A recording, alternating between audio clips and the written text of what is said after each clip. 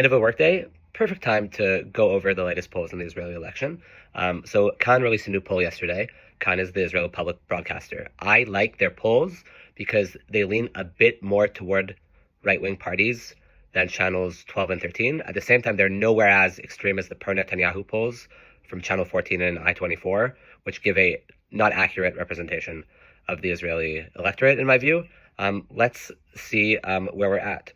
So the big takeaway here is no bloc reaches the needed 61 seats. The change bloc, that's Gadi Eisenkot's bloc, comprised of Beyachad, Yair Golan's Democrats, Israel Beitenu, Avigdor Lieberman, and obviously Gadi Eisenkot's Yashar, altogether 56 seats.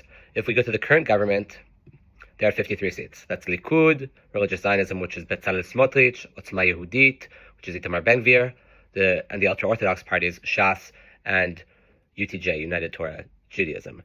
Now, what's interesting about this poll is a few things. First, let's go back to Change Bloc, right? We are talking about 56 seats.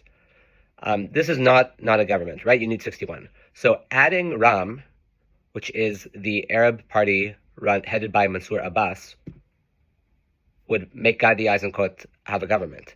Now, what's interesting is Ram are talking about adding a Jewish MK, Yoav Segalovich, who's formerly a member of Knesset from Yesh Atid. The negotiations are underway. We understand that Mansour Abbas, if he wants to bring Yoav Segalovich into the party, he will need to accept Israel as a Jewish state.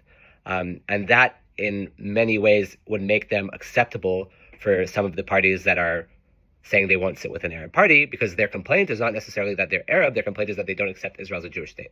So this is kind of a little workaround. So this seems like the most plausible way for there to be a coalition. Every other scenario, no one reaches 61. Now, the last thing I'll say is that something significant that happened was that Zionist Home Party, which were above the threshold, this is the new party formed by Yoaz Hendel and Chili Tropper, Chili Tropper formerly with Benny Gantz. They are under the threshold. Now, they're a party that it seems they're more likely to go with Eisenkot, but it's not clear. They're kind of playing both sides. If they are above the threshold, this is a different conversation, and there would be a possibility for Eisenkot's bloc to reach a majority even without the Arab parties.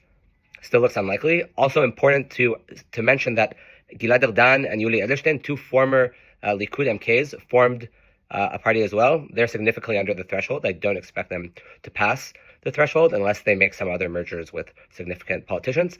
That's where we're at. This is a new tool I put together. I'll put the link on my Instagram.